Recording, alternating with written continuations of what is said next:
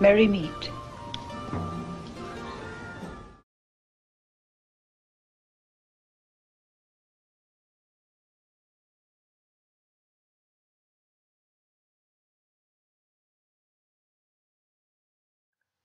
I was compelled to make this video compilation of clips from internet videos and TV shows and documentaries about witchcraft, paganism, Gnosticism, and esoteric studies because I want to call attention to the presentation they are generally given.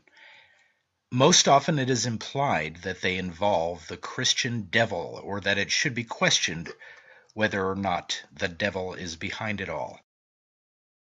It is expected and even taken for granted that we should only ever approach these subjects questionably, and that we should seek the devil lurking somewhere in the background, as if all pagans are keeping a collective conspiratorial secret that they secretly serve him. Either that or that pagans and occult practitioners are being unwittingly guided by the devil, and it's up to good Christians to lead them away from it. This presumption is itself an imposition of religious thought, considering that such people decidedly ignore the fact that most pagans and occult practitioners do not acknowledge a being called Satan or the devil. We often get priests, preachers, and everyday Christians making claims such as, "You don't know what forces you're playing with," or "You don't understand what powers you're dealing with," or "You're dabbling in the occult." It's always "you don't understand" or "you don't know," never "I don't know" or understand. They are thus revealing their own level of misunderstanding or lack of knowledge or willingness to understand or know. Then the pagan or occultist offers to explain themselves and are again met with claims of devil worship. If a member of a popular religion who sees the devil in all pagan spirituality or occultism really wants to understand something outside of their own spiritual model, they have but to listen. In many such relevant documentaries or video presentations, there is sinister or discordant music playing in the background. They try to get us to take seriously the medieval ideas about witches and their craft, when that's not the reality behind the actual craft. The word witch means wise one, sometimes more specifically, wise woman. The word pagan means dweller in the country. The word occult means that which is hidden. Why hidden? Because it had to go into hiding, else the church's long-term policy of an ensuing death hunt should begin. The church has killed many ancient faiths and its adherents, and as if that wasn't enough, added insult to injury by an equally long-term effort to destroy even the memory of these ancient faiths and practices. Hypocritically, they then subsumed many of those practices that they killed into their own religion. For example, the miracle of turning water to wine was enacted at Fountain Court in Jerash, Jordan, before Christianity existed. These were the mysteries of Dionysus beside a temple of Artemis. The hat worn by Catholic popes resembles the head of a fish. This is no accident. The Babylonian priests, in honor of the god from the waters named Dagon, once dressed as fish men. And so, much is being condemned by Christianity, which is an intrinsic part of that very faith and religious enactment. The world's major religions today demonize nature-based religions, particularly those which honor woman and the divine feminine, and simultaneously ask us to consider holy one male figure. Unless, of course, we're talking about the two extremes of virgin or whore. People often like to cry BS, but offer no substantial argument to support their angry, bitter, frustrated, spiritually condescending, and presumptuous claims that all individual spiritual experience involving Gnostic enlightenment and work with witchcraft and seekers and adorers of the divine feminine are supposedly all just poor souls being misled by the devil. Sometimes they are treated fairly or even with respect, depending on the nature of the program or integrity of the host or producers. Today, the attempt continues to keep us ignorant of true religious history, just as medieval as well as the very earliest church fathers had hoped would be the case. An active deprivation of our full spiritual heritage. Do you want to understand? Well, here's your chance. Here are some examples of paganism and occultism in the media, including some voices of truth whom the powers that be have long tried to silence, as well as those who seek to keep it misunderstood. I think one of the reasons why people fear the word witch so much is that it brings up ideas about women's power. And for 5,000 years or longer, we have been propagandized, really, to fear women's power, to fear female power, to see it as something negative, something to be afraid of, something destructive, something evil. And naturally, we have all those associations that come up with the word witch. That's why, for me, it's important to use that word, to bring it up, to say, look, let's bring out into the light all of this stuff. Let's look at it clearly and realize we don't have to fear it. The actual religion of witchcraft is based on the universal religion of paganism, which is at the root of all civilizations. It's a prehistoric religion, and that gives us the sustenance to continue by linking in with the planetary and seasonal cycles and becoming at one with the planet. So most people involved in witchcraft tend to be ecologically minded. They tend to love animals and also be gregarious and willing to help and serve others. And that's as far removed from the image of Satanism as you could get. But bound up in the religion of witchcraft, there is also the practice of magic. And magic is a power. It's an abstract power. It's the power of genius and creativity which courses through the universe. It's nothing at all secular. It can be applied by anyone. And magic is the method or the technique whereby you apply that formula. It's not secular at all, so therefore the application of it is a question of technique rather than belief. Once you understand that magic does work, you can use it for all facets. There's been a lot of talk about black and white magic, and it's important to distinguish between the two. There isn't a generic kind of magic which is black. There is magic, pure and simple, but the use of it depends on the good taste of the operator. Now, unfortunately, there are people in creation, there must be room for them, for all potentialities. It's unfortunate that they do exist, who are more inclined towards the sinister aspects of magic, towards the darker aspects, primarily because it gives them either a vicarious thrill or an excuse for their own sexual abnormalities. So there's nothing wrong with that, providing they do not harm another. But unfortunately, because most of them are exhibitionists, they tend to be the ones that the newspapers get hold of, and that's the image that's been presented of occultism generally. Occultism is life itself to me. We are very committed people in what we do. We're not evangelical in the sense that we try to push it on other people, but we are here as an access point so that people can reach out to us. We never refuse any inquiries at all. And living without occultism, to me, is really like trying to run a race with one leg. It's impossible. The sole criterion in magic is that it should work. There's an old witchcraft tenet which says that the goddess offers certainty, not faith. And that's very important. So it's jam now, not tomorrow. It's a strange thing, but unless you have experienced magic work, you don't believe it. It is only a potential, it's a possibility. But the moment that you do experience it, it changes your whole life, and very much to the good. The potential of it, I mean, think of it, if you haven't worked magic and you work a piece of magic and it works, the potentials are unlimited, and that is what people are doing. They're striving to complete themselves. It's their birthright, and it should not be denied them. I believe that the federal government, any government, is subject to the laws of God, no matter what you or anybody else says. That's well, the problem with that, today. Professor Martin, is that not everybody is in agreement on what the laws of God are. Huh? Well, Isn't that a... I think that from a standpoint of Judeo-Christian religion, that's the perspective we're talking about. Yes, we are. My question is to the professor. If they have their beliefs to be witches, why would you doubt them or down them? I mean, I'm a Christian, I'm a Baptist. I believe that people should be what they want to be. If they want to be witches or want to lead lives as witches, why not let them be witches and let them believe what they want to believe and you believe what you want to be? That's not right to down. All right. Let's get the record straight.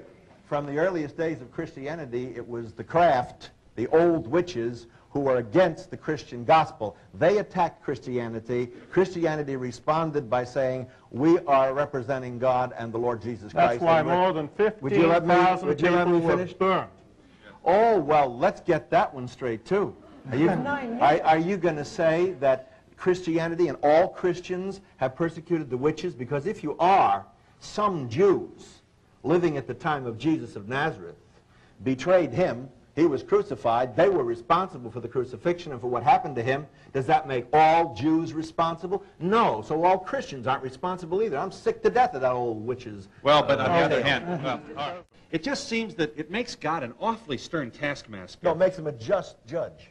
Don't you want a just judge? You know, Why do all judges have to be male, Phil?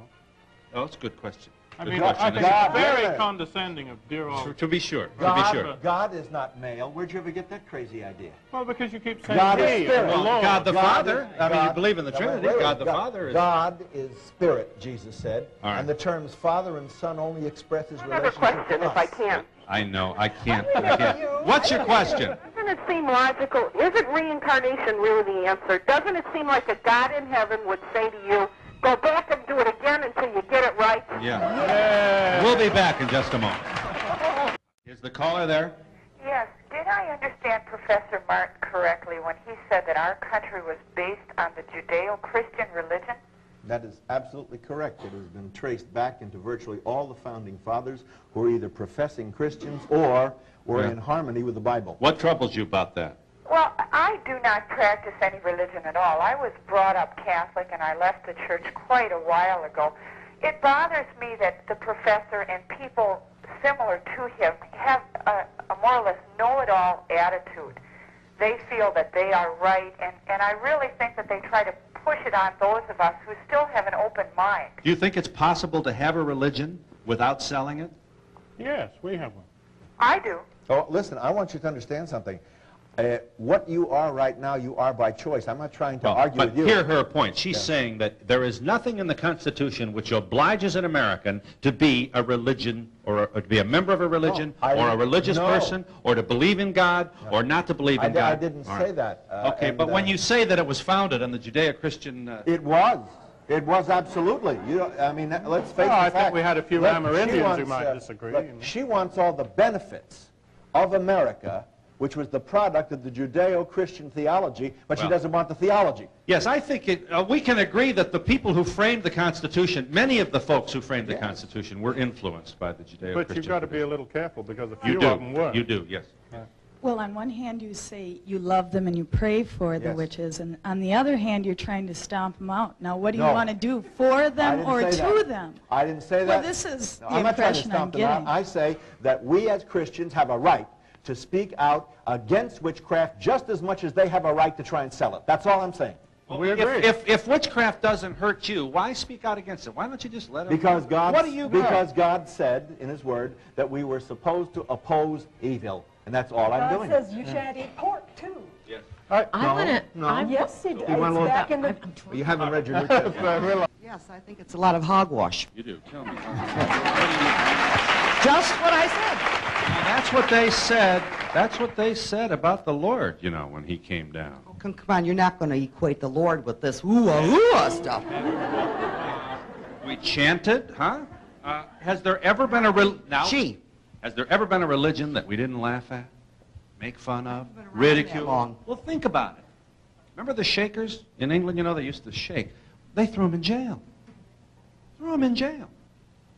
The thing I like to say is, don't knock what you haven't tried. Once you've tried a healing and it's worked, then suddenly, you know, you begin to understand what we're doing. Yvonne and Gavin Frost are witches, and they've been joined by Professor Walter Martin. From its beginning, witchcraft has been occultic. It has always been associated with Satan. And whether a person, let me finish. No, I will not abide that. Well, I have to finish. Go ahead now. Go ahead. I've made my statement. It has historically been connected with Satan. That does not mean that a person in witchcraft automatically is demon-possessed or anything like that. It simply means that a person can be honest and sincere and dedicated and absolutely wrong. And the Judeo-Christian religion is opposed vigorously to witchcraft as a form of Satanism. Well, I think they're upset about your reference to Satan because they see Satan as a Christian invention. Satan is the Antichrist, and they don't believe in Christ. So they certainly, they say, cannot believe in Satan. Well, you have to go back a little bit further than that. Yeah. Satanism goes back to the book of Job in the Bible, which is a very, very old book, which antedates all of the things they're talking about. No, it doesn't. No, it does Absolutely not. not. You haven't done your cave homework, paintings Dr. in Martin. Spain are way before. Okay, hang on a minute. Yes, I think I have done my homework. That's why I'm here. Yeah, but what has to be understood is that witchcraft isn't just what you're seeing here. Witchcraft is seances, tarot cards, communications with the dead, all of the things which God forbid in the Old Testament. No, I disagree. Can I finish? No. Well, I'll let you talk. Let me talk, all right? Interrupt me. I don't want to interrupt you. I just want to be courteous. All right. The fact is that witchcraft is not just we over a candle and the altar and the bell and the book and all the rest of the things associated with it. Actually, it is a very ancient form of religion which is polytheistic, believing in many gods, was opposed by the law, the prophets, Moses, the apostles, the Lord Jesus Christ. What we are getting here is a modern revival of an old poison with a new label. And it's spiritually dangerous. I will not abide it. That's the Christian church's position. You can disagree. Oh, right. Yes. Now, that, I think, sums it up. But why would you in be the so Bible, upset at his negative review of your... Well, We've heard it because all of the before. Bible. Well, but he's heard your condemnation of Christianity Well, before. I mean, let's take 1 Corinthians. isn't it a shame, really, that we're into this argument and bickering and fighting? Well, why hate it? I mean, allow the man to make his point. It's obviously, we're not demanding that Then you don't agree with reply it. to it. No. It's not so much that as it is sort of a... the witches themselves are not getting along with each other. We've got boundaries. Well, you don't have to be a witch to heal.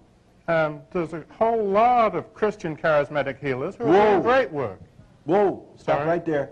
There is no connection between charismatic Christians who employ God, the Holy Spirit, and witches who employ all kinds of gods and goddesses. Now, there's just no equation whatsoever. What kind of curses do you put on other people?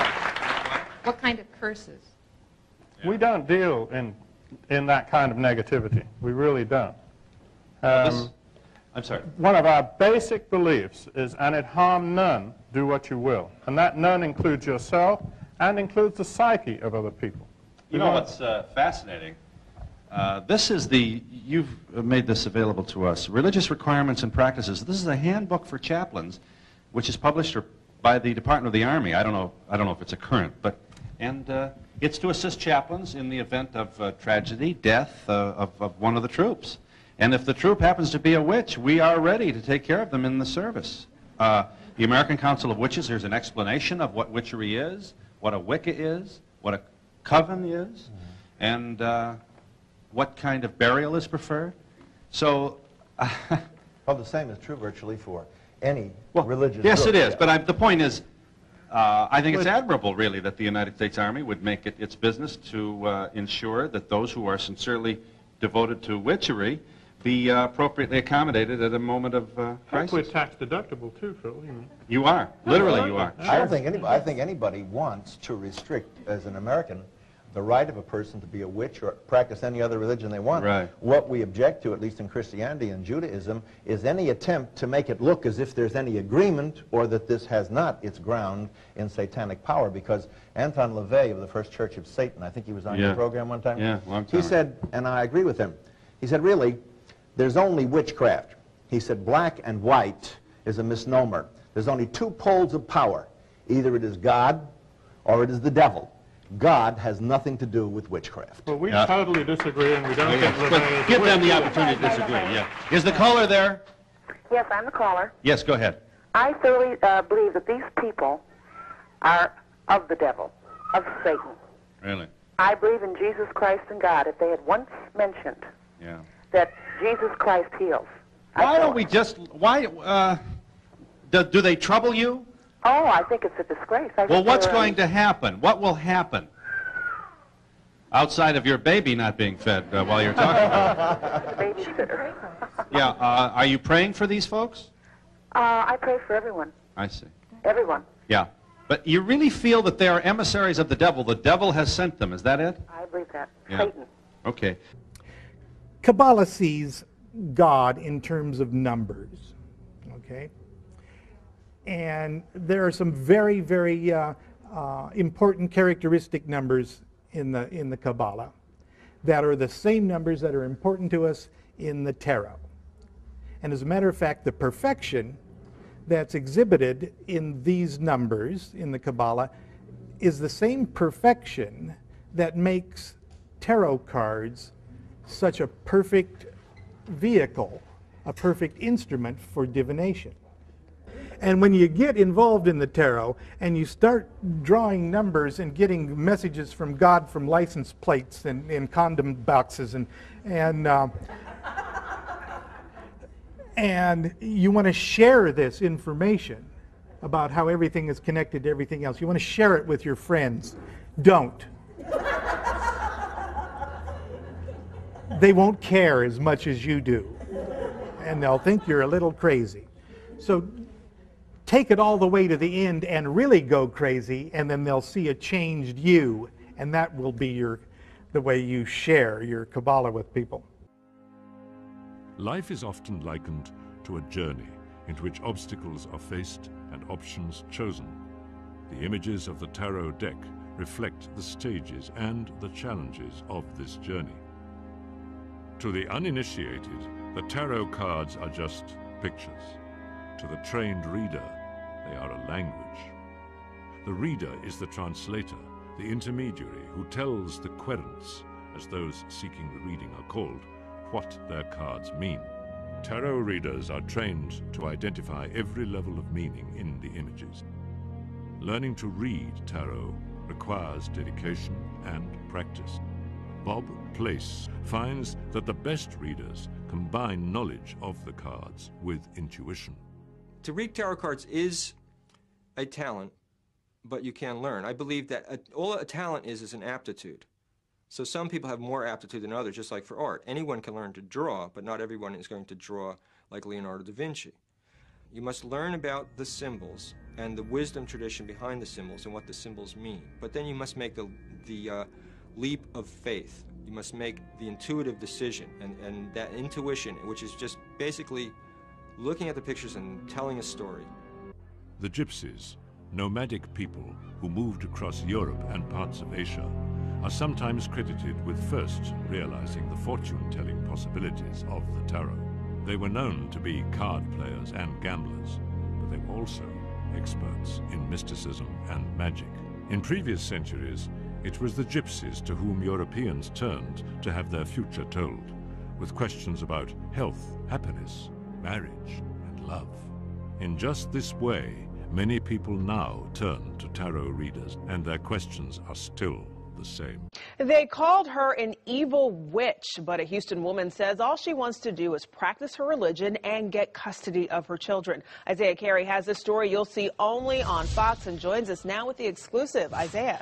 Well, Melinda, a bitter battle played out in a Harris County family courtroom this afternoon that put a woman's religious beliefs of Wiccan on center stage. And Sylvia Ruiz held nothing back as she terminated those who she said let her down. It was a custody battle that had one surprise after another.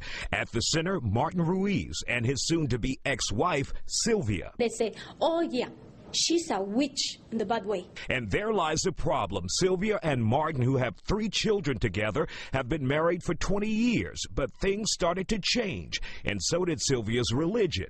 She converted from Catholicism to Wiccan. Nobody can tell me what to do or what to believe. Martin wants custody of their children because of his wife's Wiccan beliefs, while Sylvia believes she's being scrutinized more in the court system because of that religious choice. That's why, without notice Wednesday, she fired her attorney on the spot, asked Judge Robert Newey to recuse himself, and attempted to fire her children's attorney. I've been a good mother, you know, and they have nothing to put on me.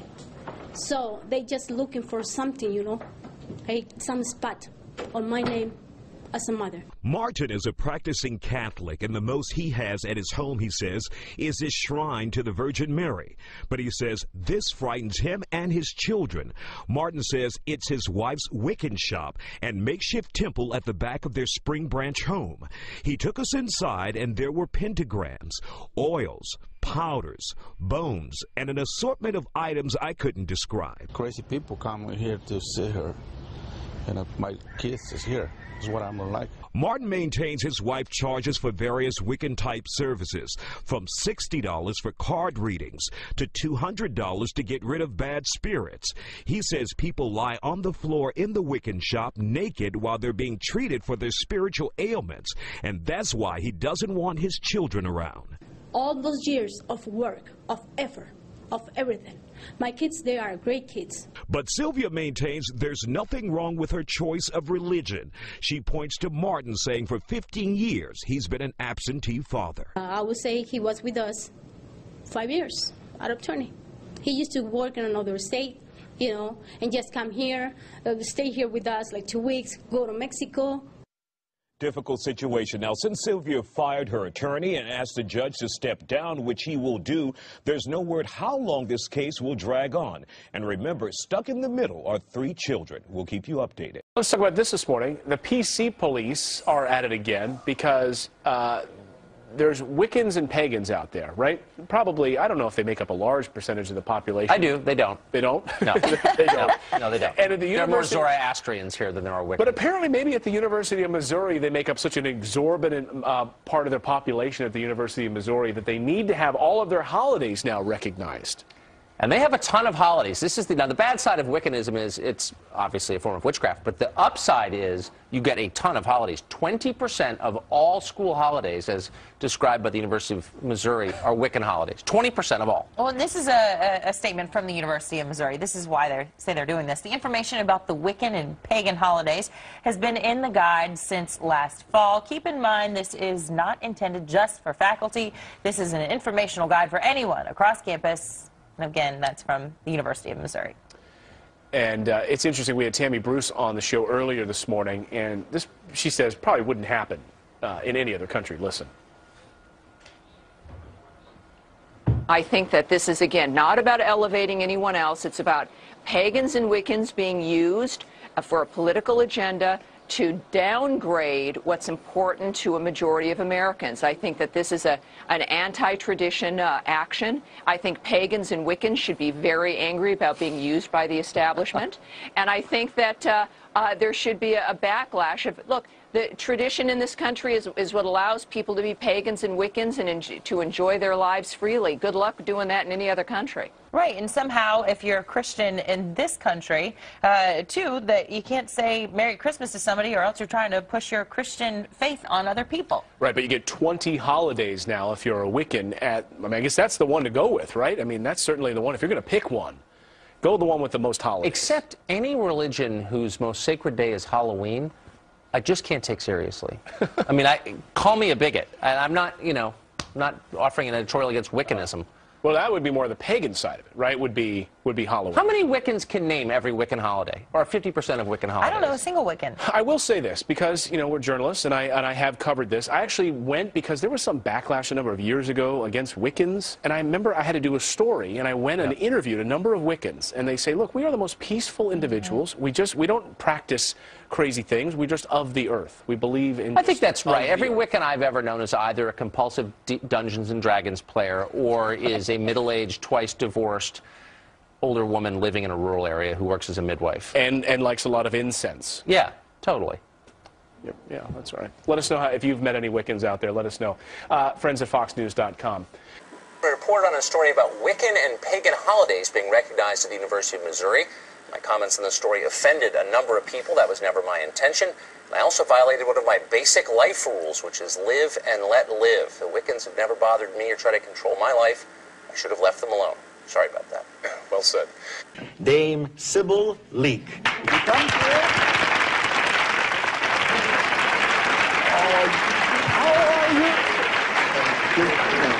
Don't worry, because you're known as a medium, you're known as a psychic, an astrologer, and also, Sybil, and I have to express what's on the mind of our viewers, also as a witch, And yet for you, it isn't a joke, and it's not an act, and it's not an evil thing, is it? No, it certainly isn't. And you're very clever. Thank you, Sybil. But at the same time...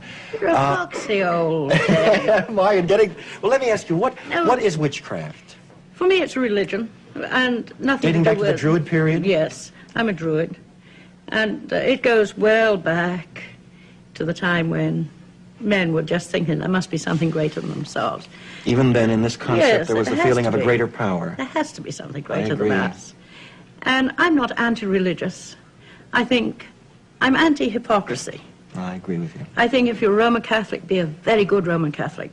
If you're a Protestant, be a very good Protestant. And I think if you're a witch, be a good witch. And I think if you're a Church of Satan, change.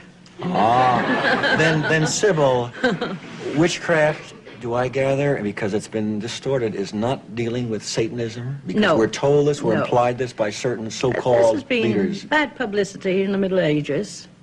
And, of course, a terrible concept that has come through because witchcraft was taken underground. Yes. And when anything becomes secret and goes underground, a mystique is built up about it. And legend is added to it and added to it. And the things that we don't understand or don't even take the trouble to understand are the things we're afraid of. That's very true. We usually add a certain mysticism and an occult which is hidden to Really, it. truly. I tried. But you know, the church is a little funny on exorcism. They have it there, but they don't like to use it because then, if they're taking something away, they have to admit it's there. This evening we would like you to speak about tarot and its relation to the goddess. The image of the goddess seemed to be really permeating throughout all of the cards. Can you speak to us about Yes, that? that is correct. If anybody even glances at the major arcana in the tarot deck, they'll see the image of the goddess all the way through it. And I brought out before that even the word tarot, T-A-R-O-T, is actually one of the earliest names of the goddess. Right. I mean, 10,000, 25,000 years we're talking here. 25,000? At least. The name of the goddess was Taru, or Tarut. Then this goddess, as the dynasties and cults changed, she became known by different names. Her next name was Nuth. Then she became known as Mayat. And then she became known as Hathor. Then later Isis, Lilith even, in the Babylonian period. And then Inanna, Sophia. As you move more into the Christian period, the Gnostic Christian period, she becomes known as Sophia, even Circe. And then down into the modern Christian era, she becomes known as Mary, Mary the Madonna. But the primeval, original Madonna was Tarut. And this word, Tarut, is very interesting actually for people who are interested in words, because when you pronounce the Tarut with a soft H, you get Taruth, or truth, which is a modern word, truth, that we associate with factuality. And that's exactly right in a way, because when you turn to the tarot to have a reading, truth is what you're looking for. In fact, the word church also derives directly from the word Tarut. When the T's became pronounced with CH in the Anglo-Saxon, that's CH instead of T. You put CH on either side of Taruch, and you get Charuch, or church. Oh, church, yes. So actually the word church, and even the word thought, if people are into this, they can discover that even the word thought derived from the word church. And that's interesting that the word church represents the female goddess, because you'll even hear the Pope talking about the Holy Mother Church. And now you know why is that they're mentioning that, and you know where that title comes from, because literally church is the name of the goddess, the very word. So there's also certain numerology connected to the goddess force as well, isn't there? Oh yeah, very much so. Cards, for instance, feature numerology. The divination arts, numerology is a very important divination art.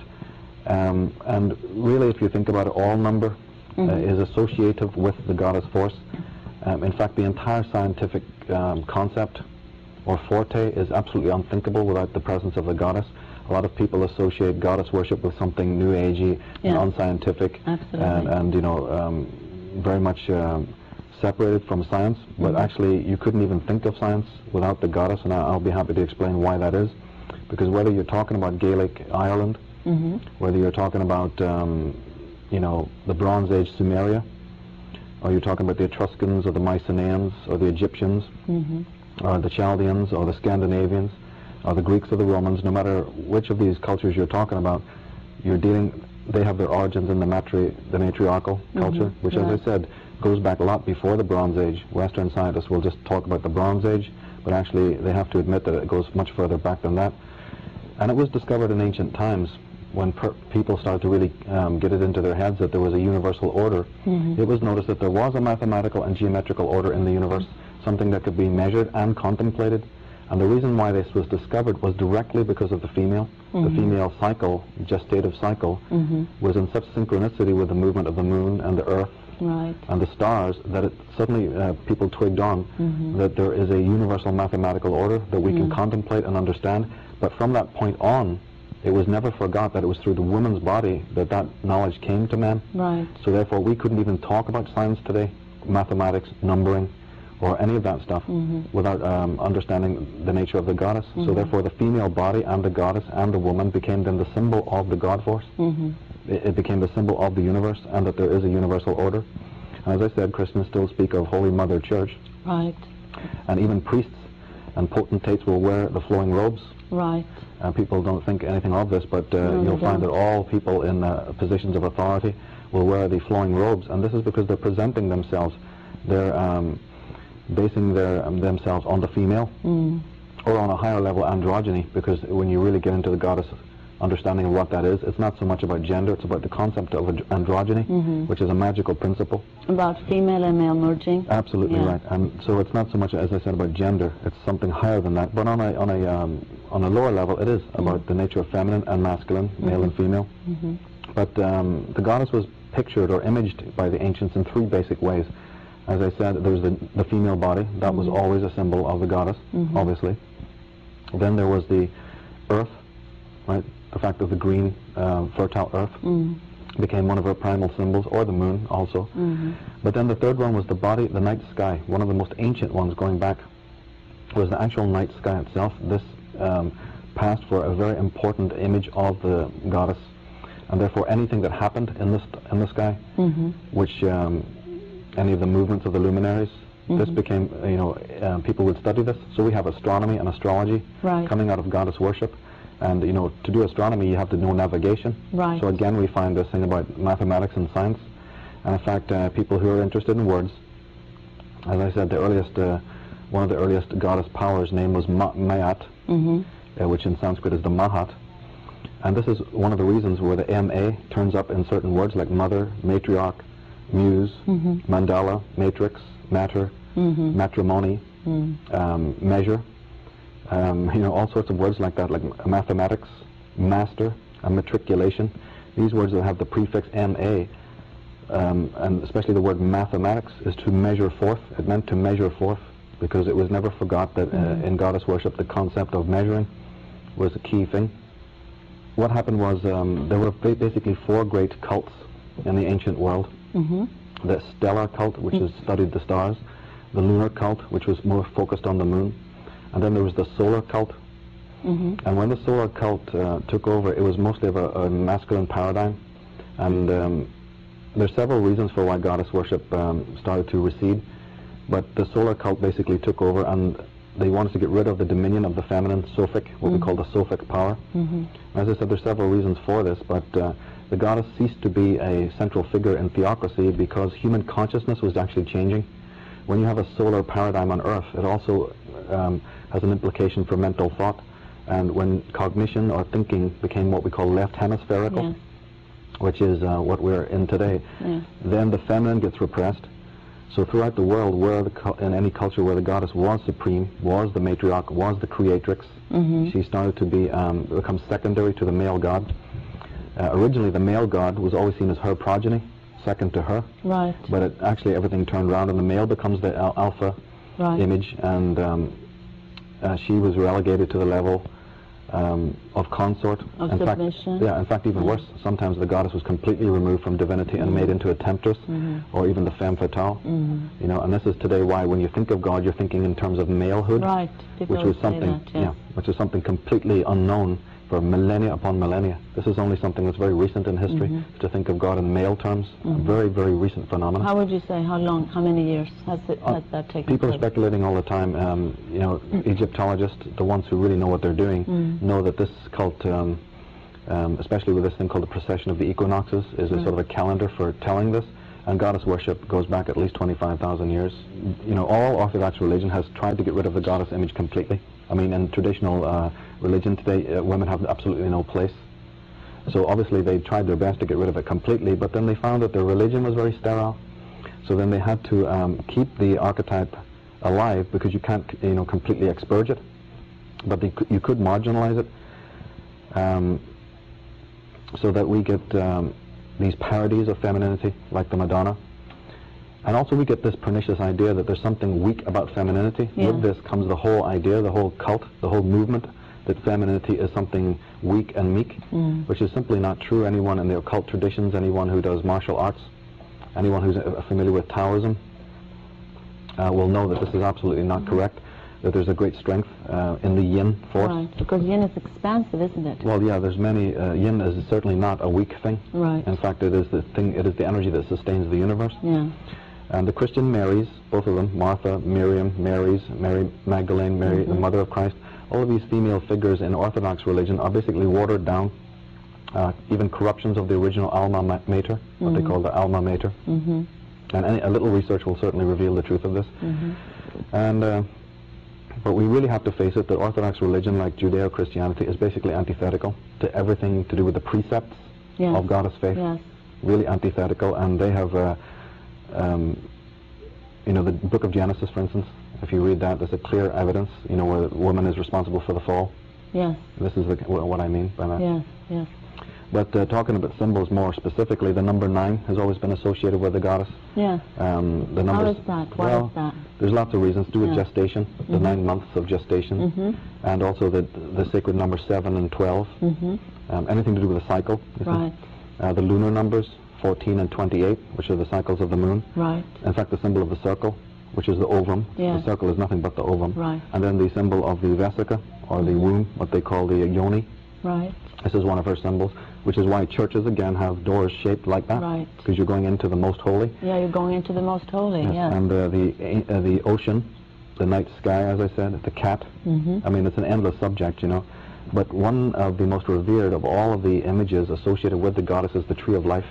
And this is something that I get into a lot in my classes and my work. Yes. Is this image of the tree of life, which is known as the Kabbalistic tree of life. But for thousands and thousands of years, the female body was always known as the tree of life. And the fruits that came from the tree were the ovums that the goddess gave life to, seeds placed in her womb.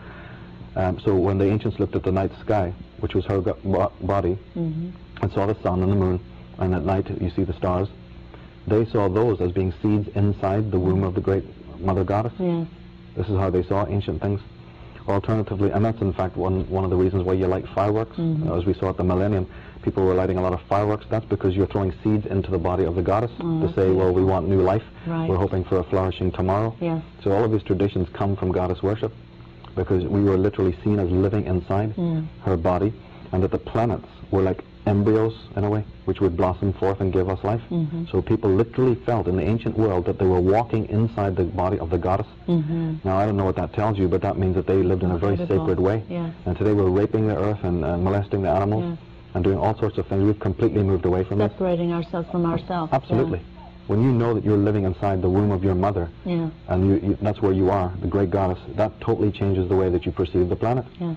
And the Egyptians and the Native American Indians and the Celtic Druids forbade themselves to cut any living thing with a sharp instrument. Compare that to today's horror, you know. And and another way of looking at it also was that the ovum, the tree of life, bears apples. So in ancient days, the apple was always the symbol of the ovum. This is a fact that's been. This has been something that the ancient scholars talked about. Because even before these modern books that I mentioned had been written, goddess worship, goddess theories had been written on in the previous centuries, and one of the things that they found was that the symbol of the apple was always a symbol of the ovum. And in fact, in the book of Genesis, when they're talking about the biting of the apple, which the Christians corrupted this myth because they wanted to disempower the female, which they succeeded in doing. I mean, they were absolutely ruthless. For instance, in Gnostic periods, in the, after the advent of Christianity, the Gnostics tried to go back to goddess worship, and they were completely ruthlessly put down. So goddess worship went underground and comes out in alchemy and tarot. So the tarot is a much more profound thing than people realize. But the apple, as I said, was always a symbol of the female ovum. So the biting of the apple, the serpent biting the apple, or the serpent asking someone to bite the apple, was always a symbol of conception, because the serpent has always been the symbol in ancient times of the sperm, the spermatozoon. So when the sperm is coiling around the apple, as you see it, the apple is the ovum. So actually the serpent biting the apple or telling someone to bite the apple was always a covert, cryptic story about conception, which was always the province of what? The goddess, the female. Right. So Christians, the founding fathers of Christianity, the patriarchs, needed to get rid of this. They needed to get rid of the supremacy of the goddess. And they blamed the woman again. The whole book of Genesis was to do this. It was a propaganda mission to disempower the female. In fact, they didn't do it really that successfully in some senses, because the word Genesis still talks about the goddess, because the word Genesis, as the scholars know, means the genes or the generation of Isis. Genesis, the first book of the Bible, means generation or genes of the goddess Isis. And Isis was the moon goddess. Well, no, yes, she was a goddess of the moon when the lunar cult was prevalent on Earth. But see, each cult will use the goddess. Right. The goddess is an all-pervasive archetype, and everyone has their own use for it. But the supreme goddess, as I say. So this is, you know, Orthodox religion, and that's why women are prohibited to have any form of doctrinal or clerical or ecclesiastical duty, because they know that if we get back in touch with the feminine, there might be a complete change in the mindset. And so there's been an absolute 100% prohibition within the Catholic Church and within Orthodox religion in general to debar women. And women don't even know really why they're being debarred. This is the whole problem. You know, they need to find out that in the stellar cults, the lunar cult, and the solar cult and the Saturnian cult, women played a very big role. And it's only in a very, what we would call modern history, that the tables have been turned. So today we're going the wrong way about it. We are literally half-witted. Yeah, you know, we are people who are working with only half of the mind and only a very small part of that. Yeah. So the right brain is more inclusive. It's holistic. It deals with alchemy. Alchemy sees the whole in every part, whereas physics sees the part within the whole. Physics divides and separates. Physics reduces the divine to the human, whereas alchemy takes the human up to the divine. So there's lots of different ways of looking at it, and alchemy is nothing but tarot. Tarot is the book of life. When you know its operations and its motions, you can bet that it will bring magic into your life. So if you wanted to share with us a little bit about what types of people come to your class. Do you have Christian people come? Do you have young people come, old people, men, women, from all groups? Yeah, from all walks of life. Yeah, there's absolutely nothing you know, segregating about it. There's people from all walks of life. In fact, since I've been working in California, I've found people from a lot of professional spheres. Because again, it has been used, even royalty and people behind the scenes of government have been using the divination arts to empower themselves. Absolutely. And I know this because I practice it, and I've given readings to people who are on the you know, professional level, the executive level, and they seem to be benefiting from it. So it's becoming more aware now as the New Age movement has helped people to realize that there is a very practical use for this. I mean, we don't have time anymore in life for something that's not practical. Right. And of course, it turns out that the tarot is very practical as well. It can help you in relationships, in business, in any kind of financial dealings that you're doing. It deals with problem solving. It deals you in family situations, and of course, ultimately in your spiritual development is what it's for. But it is a very practical oracle. And the feminine, in the ancient days, the feminine was connected with the oracles. Absolutely. You know, when in Delphi, in Cappadocia, and all of these places in the world that were connected with sacredness, and in Celtic Ireland as well. The goddess was connected with the oracles, but you have a living oracle within you, and we in this world today, especially in the 21st century now, we need to get in touch with that oracle. And the tarot is one of the most important ways of doing that. So it sounds like tarot is a wonderful way to invoke the goddess and the divine energy within yourself, and yet become closer to your source. Absolutely. And in fact, it does that very quickly. It does that. It helps you get in touch with your inner source, which is the goddess force. But it takes somebody of integrity and wisdom to explain it, because there's a lot of charlatanism. There's a lot of superficial research that's gone into it, and a lot of fetish tarots and all sorts of things out there. But there's an authentic tarot, and there's an authentic way to teach it, which is connected with Kabbalah, with numerology, and astrology. And that's what we go in. Shakti.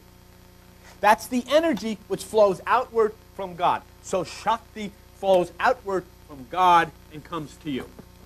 That's what they believe. That's Shakti. Shakti, incidentally, means wife. Now this is the kicker. And we're going to get to the point here why traditional Judaism was very, very hostile to the Kabbalah. Do you know why? Feminine. All feminine. It is the feminine God. And nobody, including Christians, can deal with that. What do we say today? Tammuz came to the earth, wound up in the netherland down in the bowels of the earth to save the people who were captive. Who had to come down to save him and bring him up? Ishtar, the goddess, his sister, Ishtar. What'd that mean? Jesus Christ down in the bowels of the earth. Who had to save him? The Holy Spirit. Who is the Holy Spirit? Feminine. It is the feminine of the part of the God. This, you know that you can't, in most churches you can't even, they wouldn't even allow a woman to stand up on a pulpit, and do you know they have totally missed it because they've taken macho control of the whole thing.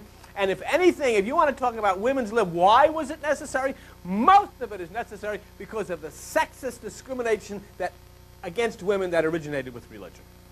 And yet here it is, the splendor of the Kabbalah, of which most of your Bible is written in, the tree of life. Shakti is God's wife. She is the one that moves in and does the work. Shakti.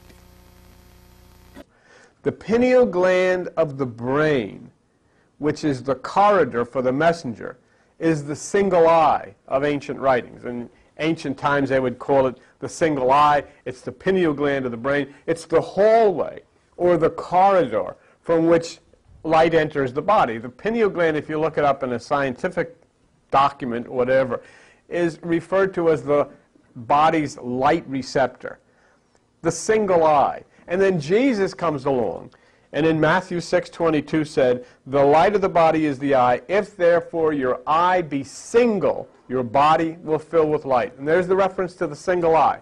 There's the reference to the single eye, meaning your body will fill with light. The Bible says God is light. And Jacob in the ancient Old Testament said, "I've seen God face to face, and I'll call the place Peniel." But this is the amazing part to me. The amazing part to me is that religious people pay no attention to this whatsoever. They don't even consider this. The point in the body where God is met face to face is declared by the religious to be the opening for devils. And they'll tell you, don't do that. Don't get into that meditation. Don't go downstairs with all those crazy people. You'll open your mind to devils. Well, what do they mean by that? They totally disregard the fact that Jesus said, if your eye be single, your body will fill with light. It's in the Bible. They don't consider that. They totally disregard the fact that Jacob says, "I have seen God face to face. I'll call the place Peniel." They disregard that. In the Vatican, on the Sistine Chapel, there's a drawing by I guess Michelangelo, and the drawing is of angels and all this. But as you look at it from a distance, and I'll have a picture for this to show you shortly, it's the human brain. And right outside the front door of where that drawing is, there's a cement statue of a pine cone. And somebody knows what's going on. But that isn't revealed to the average person. It's just a statue of a pine. Why do you have a statue of a pine cone in the front door and then a painting which is obviously a symbolic painting of the human brain because it's talking about the pineal gland of the brain. The very, very same thing here that we're discussing. So instead of understanding this, and instead of understanding about the pineal gland of the brain and sharing it with people so that people can find, they talk about where did their traditional values go, and they want to put prayer back in school, and all of the other distractions that cloud the fact that they're actually turning their back on the very Bible that they revere as sacred. They all carry Bibles around, but what it says in the Bible they don't want anything to do with. because the Bible or God is not near as important as religion to them. I'm sure you do. Morgan Stott. I'm a High Priestess of Morning Star Coven and co-founder of Boulder Pagan Alliance, amongst numerous other things. A High Priestess? A High Priestess, yes. Should I be intimidated? Maybe. You'll find out by the end of the 60 minutes. I'm sure I will. And what is your answer to the first question? Are pagans Satanists? Because a lot of people think they are. Yes, a lot of people do think we are Satanists. Part of the reason is because of our symbol. This is a pentagram, and you see it a lot, used in a lot of different ways.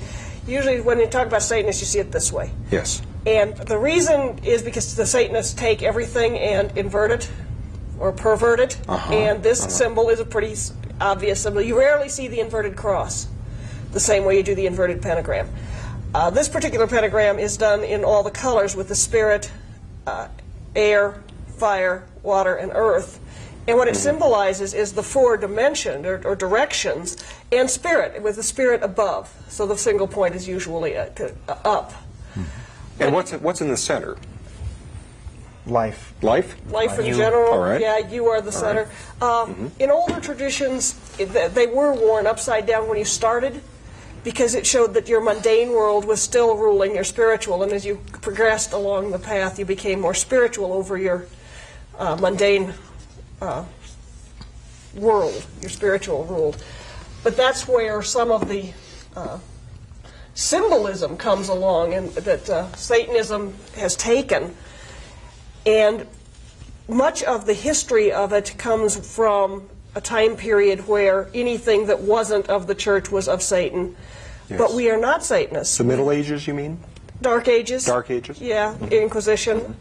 And a lot of it is Hollywood. Hollywood has had a heyday with what we really are. Rosemary's Baby? And, oh, yeah, they love Disney, it. Disney really A movie about what witches really were would be deucedly boring. It wouldn't sell real well. But as far as strictly are we Satanists, we don't believe Satan exists. We are our roots go back to a time period well before Satanism. Satan, the concept of Satan itself actually didn't come into existence till 462 AD. So Satan is technically a Christian god versus a pagan god. It did not come in until after Christianity. Until after Christianity? Yes. Isn't Satan described in the Bible in earlier time? Actually, he is described in the Bible. He is, but not as the horned beast that he is later. The actual description was put in 462 in a papal conclave of Constantine II.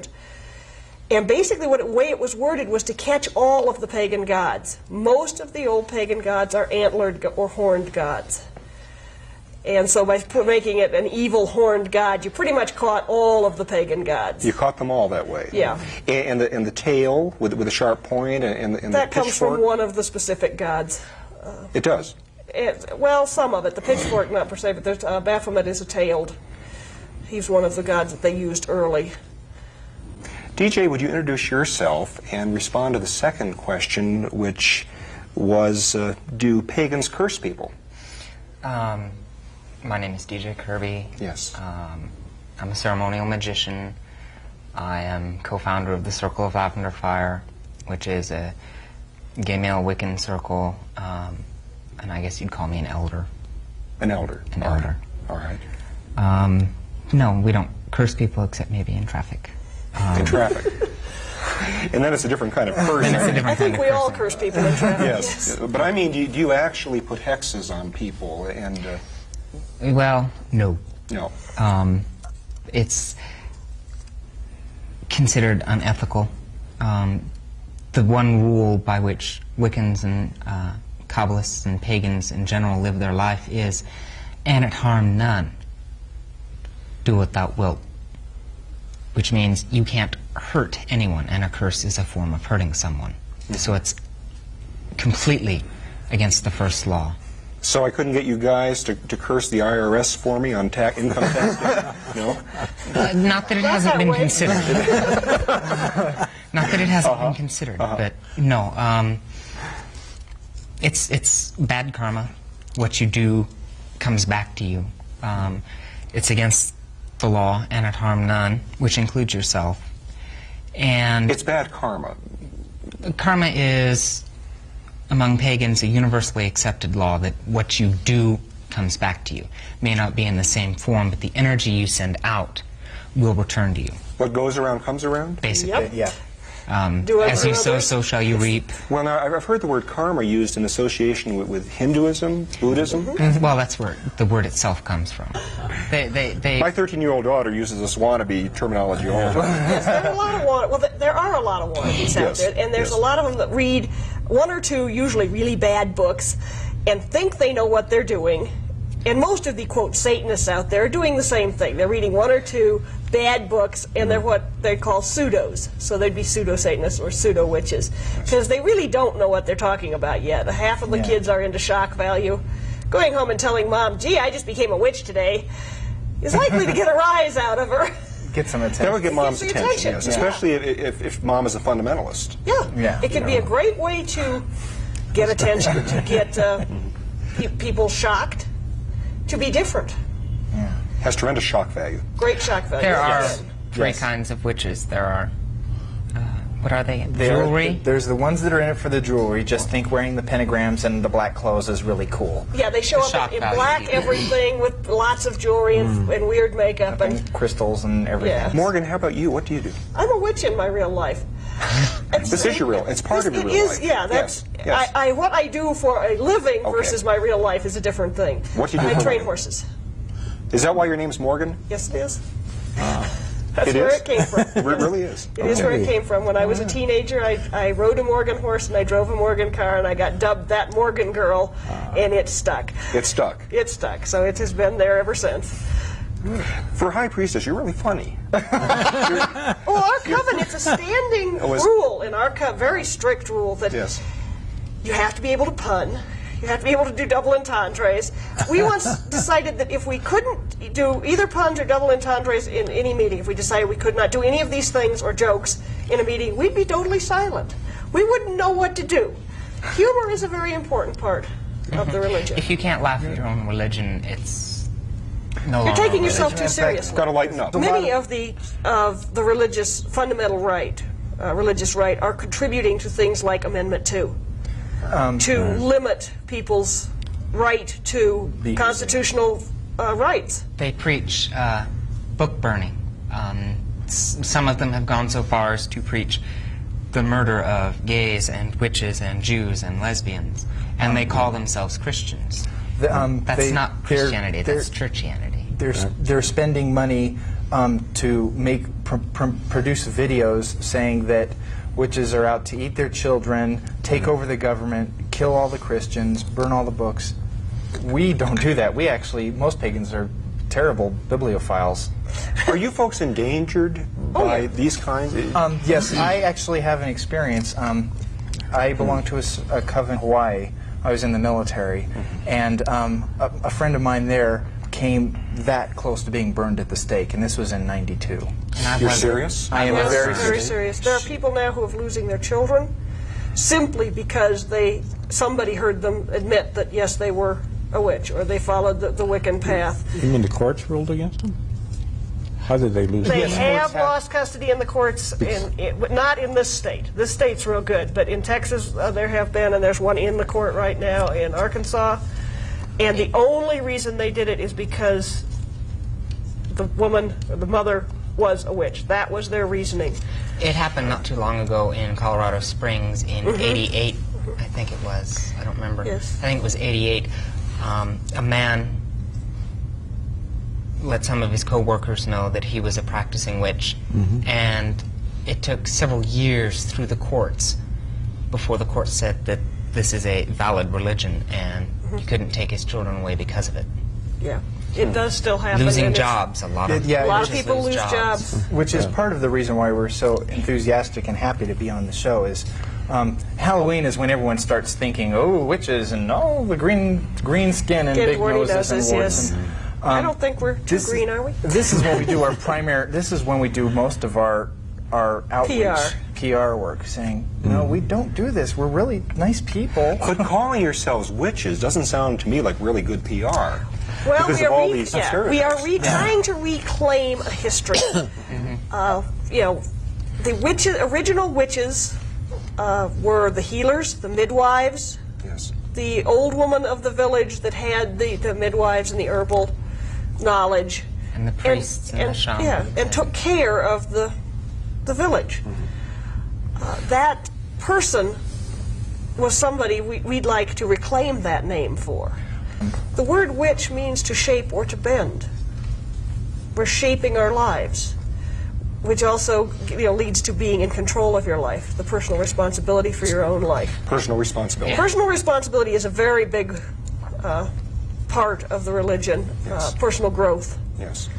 Which is one of the reasons that the Inquisition was so against the pagan religions, is because you were in charge of your own life. Yeah, and you it gave you control to monitor and develop your spiritual self. So the church was no longer in control of their lives? No, the church was trying to control. Yes, yes. But if a person Before that, before that, a person was in control. The pagans or the heathens originally, were literally heathen and pagan both mean of the country. Of the country. Of the heath. It's because heathens are they on were the heath. Out in the country, they were the last to be affected by the large church activities. Christianity went through the nobility first. Through what? The nobility. So that once you have the king or queen or whoever converted, they could force by the sword conversion. Most of what happened through Inquisition really had nothing to do with Christianity. It had to do with power. Yep. There were people within the church, mostly men, because the church really only deals with men. In fact, at that time in that era, women didn't have souls. But it was a matter of control. And anybody you couldn't control, you got rid of. All right. And fear is a very fast way of making people do what you want them to do. I always, when I needed quiet time, I came from a very abusive family, and escape was necessary. I lived in the country. I would go into the woods behind the house. I would disappear into the woods, and I often, as I went to the property line, would leave everything I had with me. Close everything right there at the property line, because I was making a change. I was leaving everything that was bad behind and stepping into this world which was safe. How old were you then, Morgan? 8, 9 maybe. Very young. Very young. And then I had a couple of trees that I would go talk to, basically, and make circles in or around, because you make a stone circle, and it's like having a little wall around you. I found a group in Boulder, a shop that had tarot decks. It was called Covent Gardens, and through them I met people who at that point were ceremonial. Yes. And I started to learn from them and found that I didn't really like the ceremonial. It's more strictly magic and not the religion. But through them I met other witches and found out that all these things that I'd done and felt had names to them. There really was a whole group of people out there doing the same thing. And it's called coming home. Most of us have the same kind of experience. It's not you're not converted into paganism. You come home to it. We do not allow conversion or proselytizing. But there's a feeling when you come home of this is where I belong. Right. Yeah. This is where I've always been. I just didn't know the words for it. This is home. This is these people are my family. I took a wander and I've come back. Is paganism catching on? Is it growing in numbers? It's the fastest growing religion in America. The fastest growing religion. It's actually the fastest growing religion in the world. In the world. It is, the leading religion in the world if you consider the fact that all the Buddhists and the Hindus and all of those fall into the pagan category. Yes. One of the things I'd like to mention real quick is that you see this panel with all the men and only one female, where in reality, because it is a nature-based and a goddess-based religion, the majority of followers are female. It's predominantly a female. It's predominantly female. Yeah. Well, at least it's very popular with women because it empowers women. Exactly. And the men who are drawn to it are men who respect women and women's power. They're feminists. Go women! All right, all right. The Alan Aldas, the Phil Donahues. And a lot of gays and types. lesbians are drawn to paganism. Yes. It's accepting. There is no judgment. The goddess does not say, you're gay, you're going to hell. You're going to hell. So gays and lesbians can find a place then in paganism. Because the way we see it is, we were created this way. That's the way we are. Whether you're gay, black, we are all whatever. part of divine, and divine is not wrong.